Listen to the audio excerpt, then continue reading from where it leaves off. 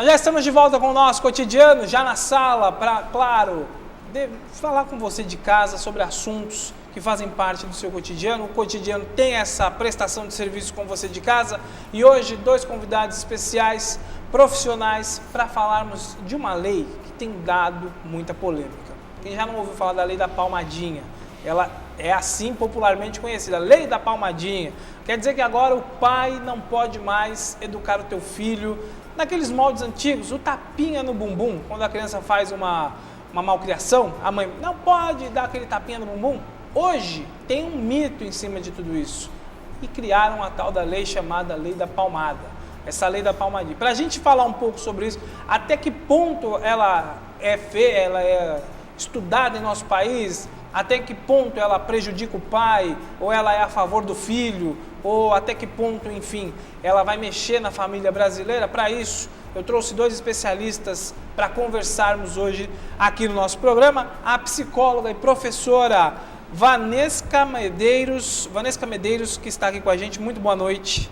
Boa noite. Obrigado por ter vindo. Boa noite a todos. Obrigada pelo convite. Psicóloga, que hoje vai nos dar uma diretriz aí, porque não é fácil, né? Dizer agora que o pai não pode mais educar o filho é difícil, né, doutora? É bastante complicado isso, Mexe né? com o psicológico do pai e da criança também, né?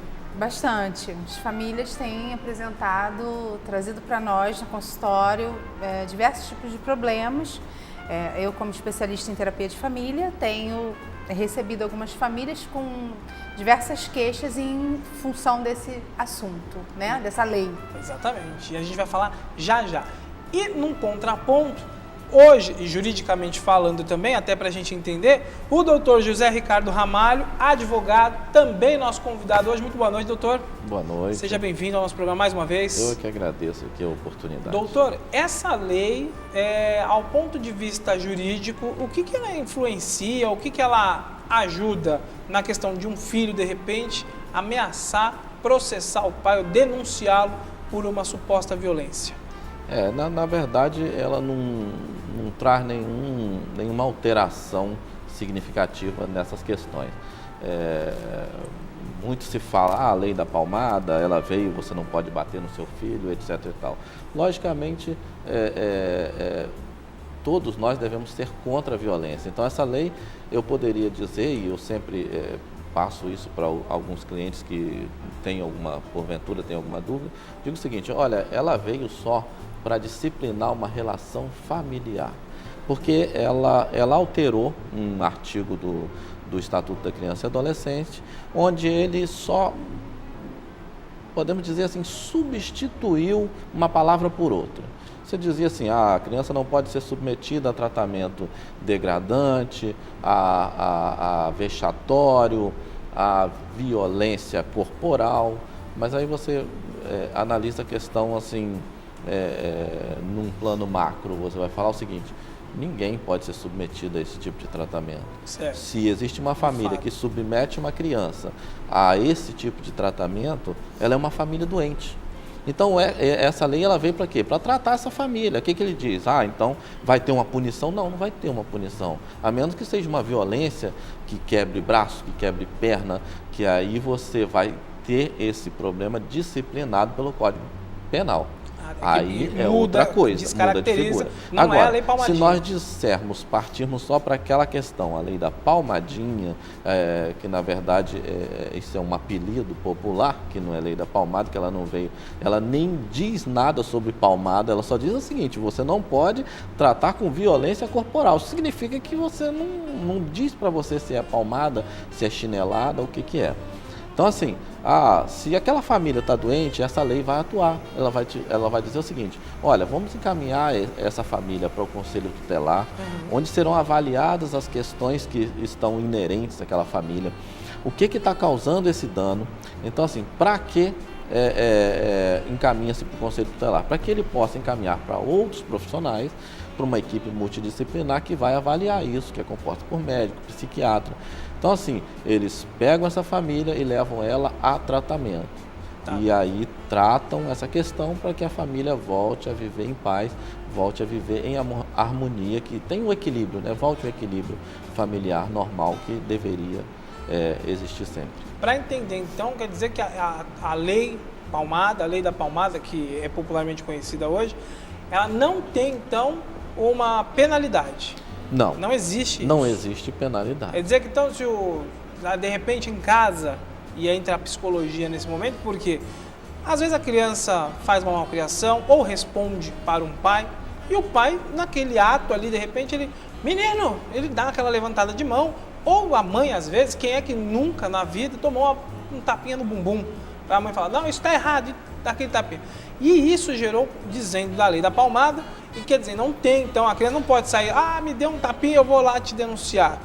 A grande preocupação quando surgiu essa lei, inclusive dos membros do judiciário, de legisladores, de pensadores no direito, é o seguinte, que isso poderia, essa má interpretação que a gente está vendo aí, que é uma má interpretação, falando, me bateu, tem que ser punido, eu vou te denunciar, você vai ser preso, etc. E tal. Então, assim, a grande preocupação que foi gerada logo que editou a lei, logo que ela foi sancionada, da enxurrada que teria desse tipo de queixa no judiciário, nas delegacias e em outros setores. Por quê? Porque as pessoas erroneamente falam assim, não, agora se bater, se der um tapinha em mim, já vai ser enquadrado, já vai ser punido e pode ser preso.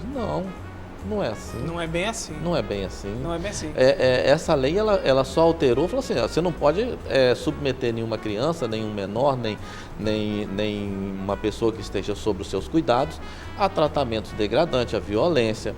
Mas isso já existia na lei. Então, assim, mudou alguma coisa? Não mudou nada. Mudou o enfoque, mudou a propaganda, dizendo, a lei da palmada. Aí toda essa interpretação popularizou, essa é a palavra.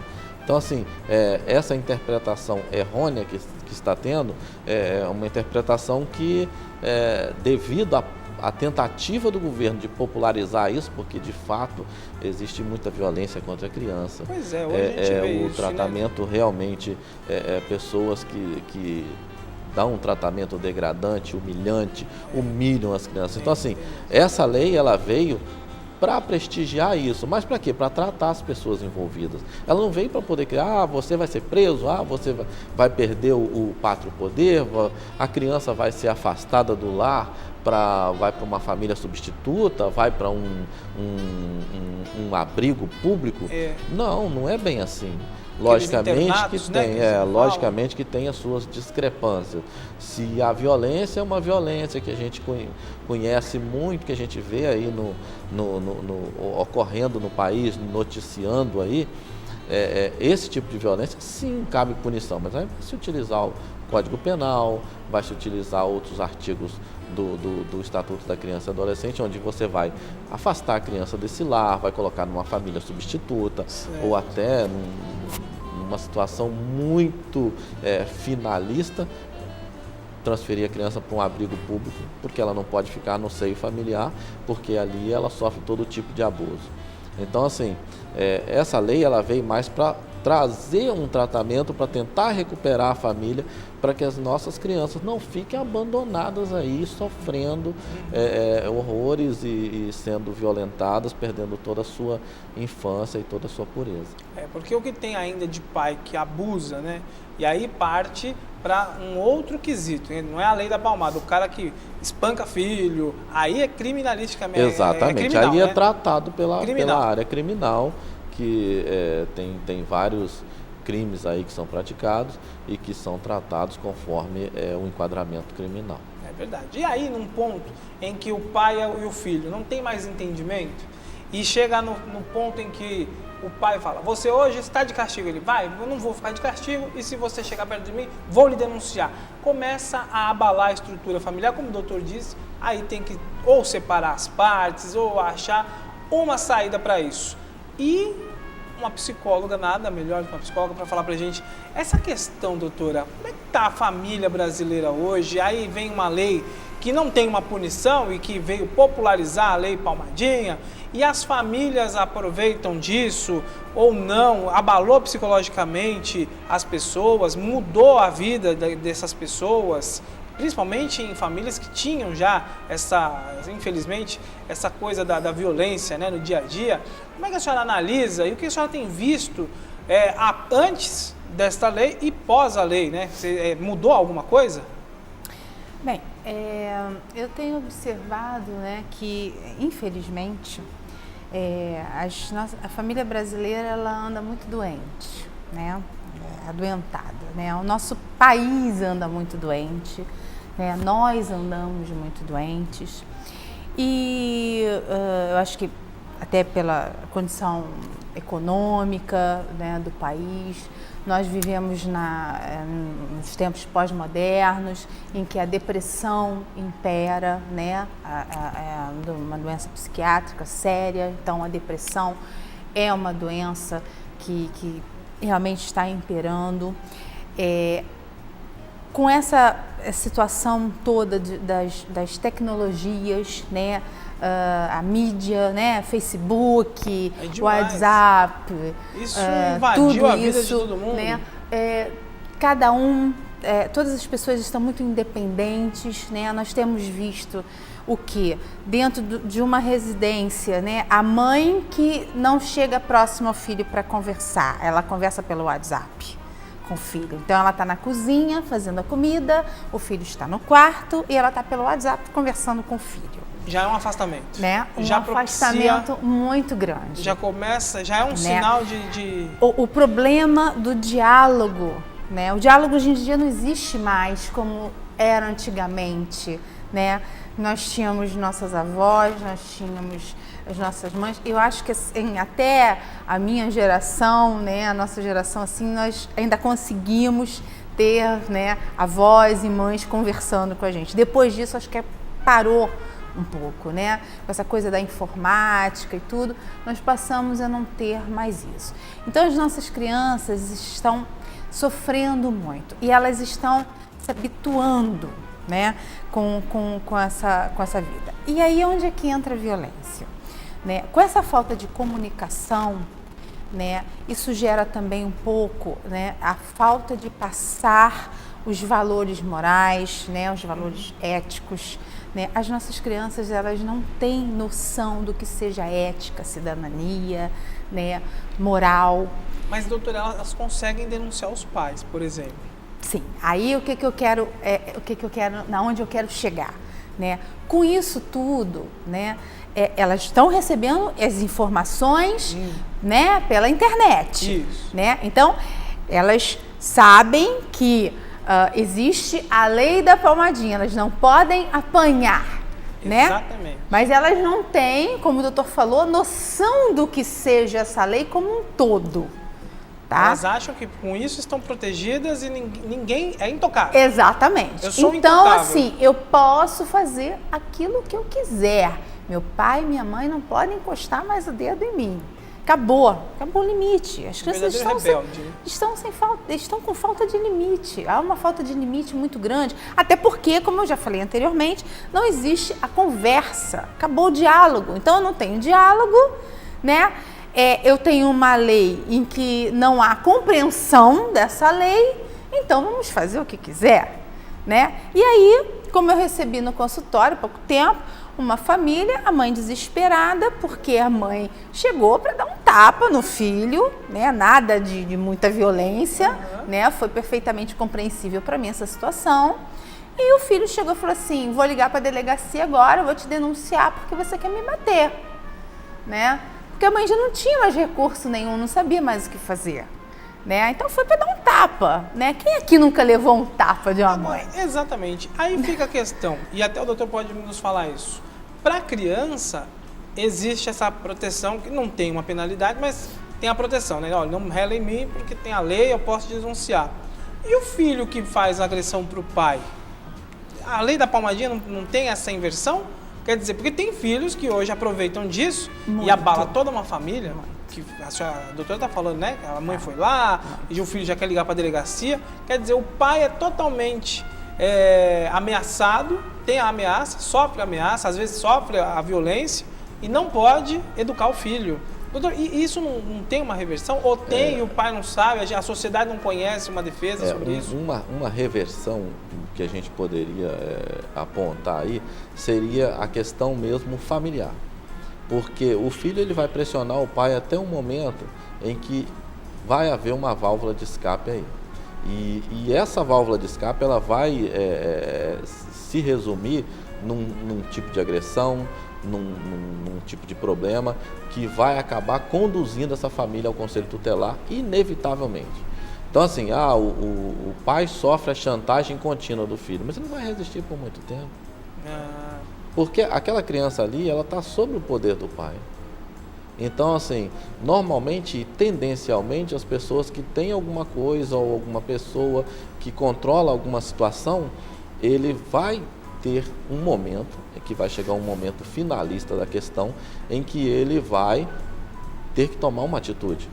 E assim, muitos tomam a atitude de conversar, de sentar, que eu defendo isso fortemente, porque eu acho que um bom diálogo, uma conversa familiar, uma conversa entre pai e filho, entre mãe e filho, uma reunião familiar para resolver esses problemas que podem estar trazendo aí uma doença para a família, eu acho que é muito válido. Então assim, uns vão resolver assim e o assunto vai ficar resolvido.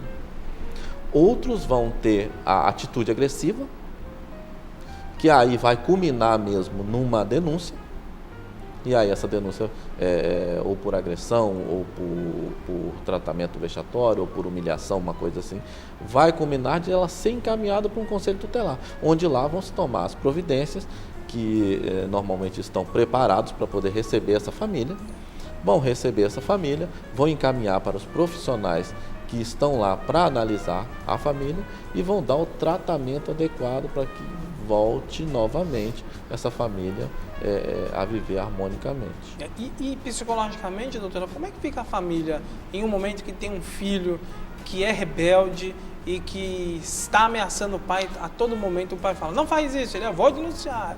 Porque chega um momento que ou para no consultório para arrumar, né, a parte psicológica, ou parte para uma delegacia, um conselho tutelar, porque não tem mais jeito, aí já bagunçou tudo. Como é que fica isso? Esse tempo todo, essa pressão, pai, filho, ameaça?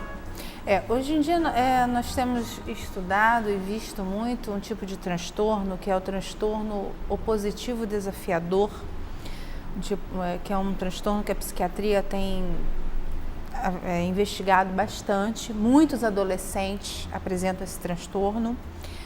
É um transtorno bastante sério. Normalmente ele vem como uma comorbidade da hiperatividade, né?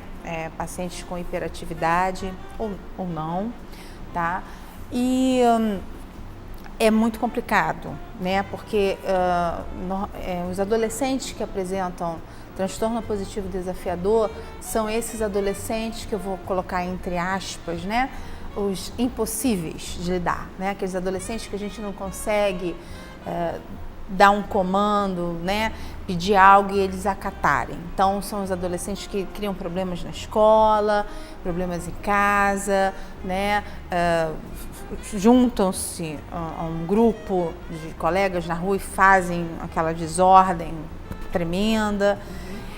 E aí isso é muito difícil, né? Porque até para chegar a um tratamento é difícil, porque eles rejeitam esse tratamento, tanto psicológico como psiquiátrico.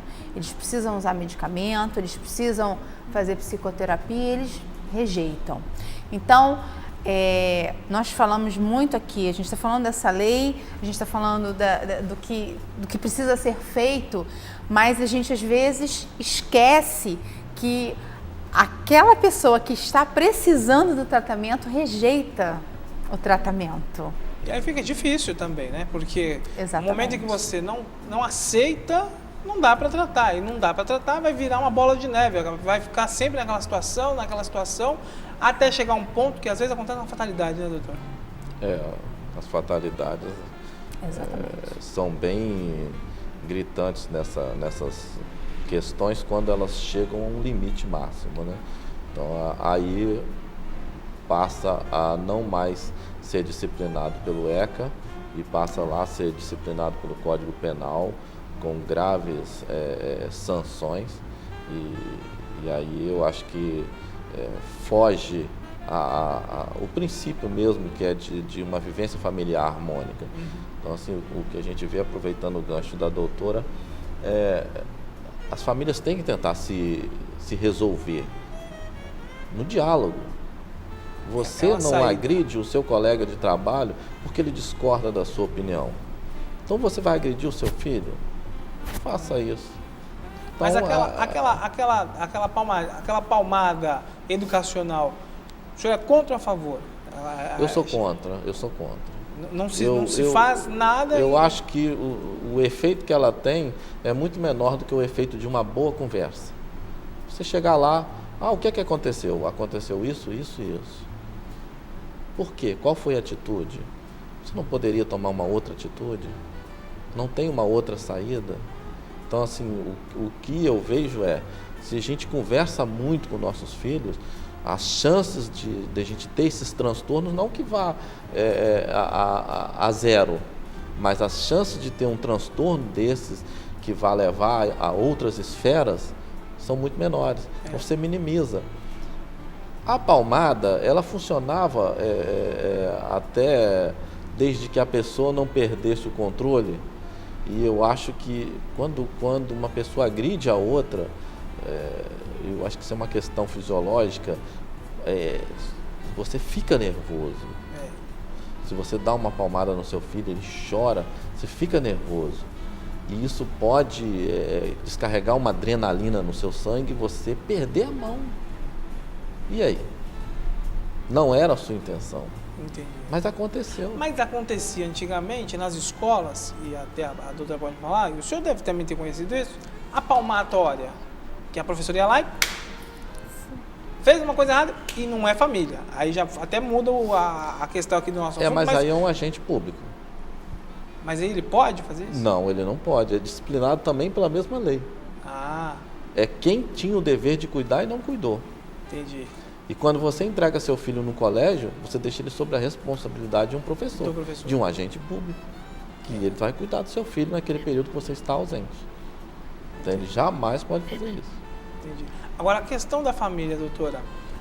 A gente falou aqui que o diálogo seria a melhor saída, né, para evitar tudo isso. E não tendo, o que seria viável hoje? Eu tenho uma criança rebelde em casa. O que eu preciso fazer em um primeiro momento? Eu não consigo. Diálogo, não consigo, ele não me escuta. Qual seria o caminho, um primeiro caminho, para que eu possa aí conseguir, então, levar o meu filho sem a questão da violência, sem partir para uma agressão? Se você, um telespectador que está nos assistindo, se você tem aquela criança ou aquele adolescente que é extremamente rebelde, né, com o qual você não consegue conversar em hipótese alguma, com o qual a escola está constantemente fazendo reclamações, né, está apresentando sintomas de dificuldade de relacionamento, enfim, né, aquela criança, aquele adolescente que é o impossível, né, vamos dizer assim.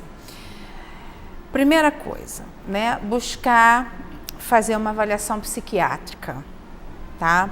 Uma avaliação psiquiátrica é importantíssima, uma avaliação psicológica, né? E aí eu sou realmente um pouco rígida nisso, querendo ou não querendo, porque eu acho que aí nesse ponto já não tem mais o querer.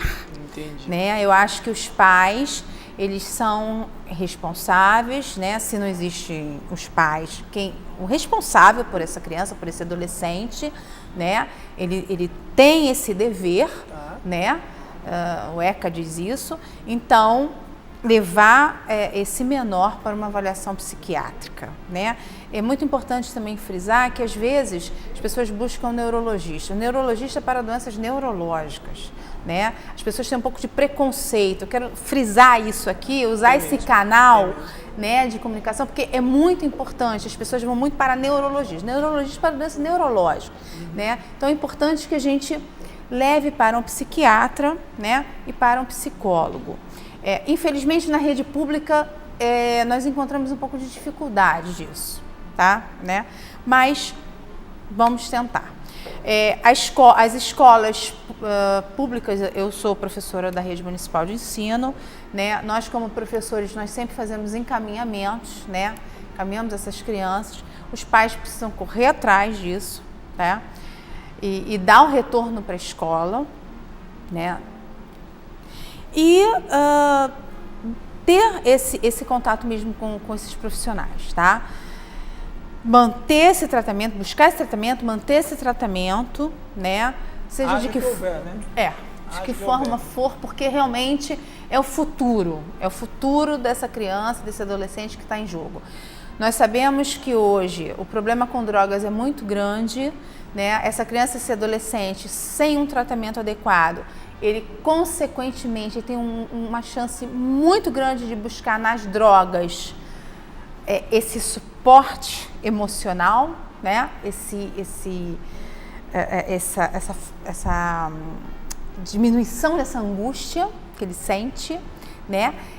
Ter esse vínculo social com o usuário de drogas, porque ele se sente em casa rejeitado, né? Ele se sente o problemático, então ele vai buscar nos grupos, né? E vai ser aceito em algum grupo, e normalmente no grupo de usuários de drogas ele vai encontrar esse apoio. E que não é certo, né? Exatamente. Que né? deveria ser evitado. Então, é muito importante isso, né? Verdade. Que a gente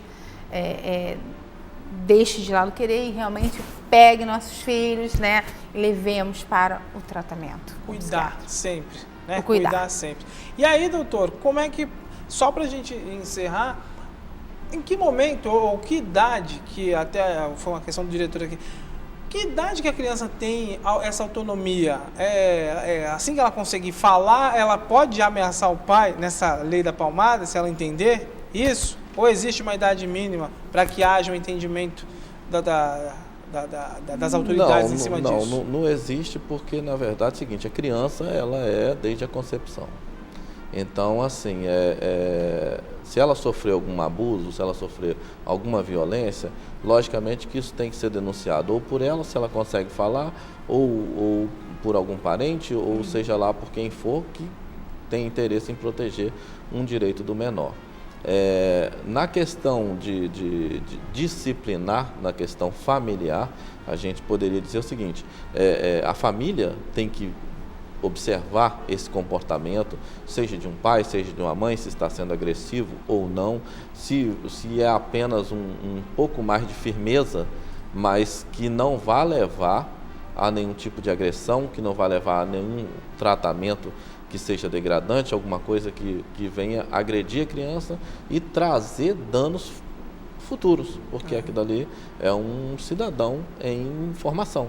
Então, assim, ela pode denunciar quando ela quiser, o judiciário vai avaliar isso, porque, como a gente disse, uma palmada pode dar, não pode dar, eu sou contra que dê, mas se der, o judiciário vai avaliar o tamanho daquela lesão, o que causou aquela lesão, porque aí vai fugir a esfera do estatuto, vai para a esfera penal se for uma lesão, aconteceu, o pai bateu na criança, aí o judiciário vai entender o seguinte, bateu, então vai na delegacia, faz um boletim de ocorrência, vai ao IML, faz um corpo de delito e depois o Ministério Público vai dar uma analisada, vai ver se é passível de startar ali uma denúncia contra aquele agressor. Se não aconteceu, se esses tapas são contínuos, se essas agressões, mesmo que mínimas, são contínuas, essa família apresenta indícios de doença. Então isso vai ser encaminhado lá para o Conselho Tutelar para tomar as providências que são cabíveis e tratar essa família novamente, para ela voltar ao equilíbrio, né? Então, assim, não tem idade, não tem horário, não tem local, mas tem família que tem que ser tratada caso esteja doente e, na verdade, o que se quer é um entendimento. Então, assim, essa alteração veio mais para disciplinar esses fatos, uma relação familiar. Para que haja esse entendimento, muitos críticos dizem o seguinte, ele veio se meter num local que nem tinha necessidade de se meter. Mas o que eu digo é o seguinte, é a função do legislador tentar disciplinar de várias formas, tentar minimizar os problemas familiares. Porque eu vejo o seguinte, uma palmada não vai causar dano nenhum na criança? Pode não causar. Mas existem muitos casos em que as palmadas se transformam em agressões, essas agressões se transformam em lesões e que vão até culminar em morte. Então é melhor que não dê a primeira palmada, que se resolva no diálogo e que essa família vive em harmonia. É isso aí. E claro, se você tiver com esse problema em casa, procure uma assistência. Ah, João, mas olha, meu filho me ameaça. Procure uma assistência, de repente um diálogo com esse adolescente, com esse seu filho, não está dando certo, procure a ajuda de terceiros, porque senão acontece o que o doutor falou e acontece o que a doutora também falou aqui, perde-se famílias a troco de nada. Por simples besteira de não ter uma conversa, de não ter um acordo entre as partes e de não ter aí a afetividade, ter um amor entre os familiares, que é o que está faltando. Hoje em dia é amor entre as pessoas, na família, não tem mais amor, não tem mais diálogo, não tem mais Deus no coração, e isso propicia tudo isso, essa bagunça que a gente está vivendo hoje, e chega a um ponto de ter uma lei que não pode ter palmadinha, chega a um ponto que tem que ter psicólogo para a gente conseguir viver humanamente, porque está impossível se viver hoje em dia, e aí você está perdido, meu irmão, você está perdido. Se tiver algum problema, procure especialistas, como os que a gente tem aqui no nosso programa hoje, que eles vão estar de portas abertas para receber. Doutor, por exemplo, tem um site, né, doutor? Um e-mail para se a mãe tiver mais dúvidas em relação a essa lei ou precisar de uma assessoria jurídica. Pode entrar lá no nosso site, é www.jrramalho.com.br. Lá vão ter informações, telefones, e-mail. Podem entrar em contato que a gente vai responder tudo com o maior prazer. Com certeza. Faça contato porque é importante. E se estiver com um problema em casa e achar que deve procurar algo para o psicológico da criança, algo que uma pessoa ou alguém que possa te orientar nesse sentido, a doutora que veio hoje nos visitar, que é professora também, então entende da sala de aula e família até o psicológico da gente, a doutora Vanesca Medeiros, psicóloga. Também se a mãe tiver algum problema, doutora, qual tem algum site? Não, site não, o meu é o Facebook, psicóloga Vanesca, com SC, Vanesca Medeiros. Vocês podem me encontrar pelo Facebook e o telefone pode deixar? Pode deixar. O meu telefone é 988191892. Vai ser um prazer poder ajudá-los e não desistam, né? Eu acho que, como você falou, é muito importante nós estarmos pensando com amor, né, sobre as nossas famílias, né? O amor está faltando no nosso mundo, né? Então, o amor, a fé, né? Ficou de lado, né? Ninguém a fé ficou de lado, né? Eu sou uma pessoa que tem muita fé, eu acho importante cada um dentro da sua fé trabalhar isso, né? O amor, a fé e passar os valores éticos e morais para os nossos filhos. E ter uma família feliz, com certeza. Eu queria agradecer demais a presença de vocês, porque deu para dar uma esclarecida que a lei não tem esse rigor, que foi só mesmo para popularizar e mostrar aos pais e filhos que tem ali uma lei, mas seria importante ou seria viável não nem mexer nela para que a gente tivesse uma vida muito melhor, muito saudável. Muito obrigado aos dois, mais uma vez, dois profissionais que vieram ao nosso programa. Espero mais vezes. O doutor já é da casa, já veio aqui conversar com a gente. A doutora está integrando nosso time também. Muito obrigado. Obrigada. E eu vou fazer o seguinte, a gente vai para um rápido intervalo comercial, até para você refletir na sua casa aí um pouquinho desse nosso assunto. São 2 minutos, 2 minutos e meio, até menos. Eu volto e na volta tem muito mais assunto aqui no nosso cotidiano. Não saia daí, eu volto já já.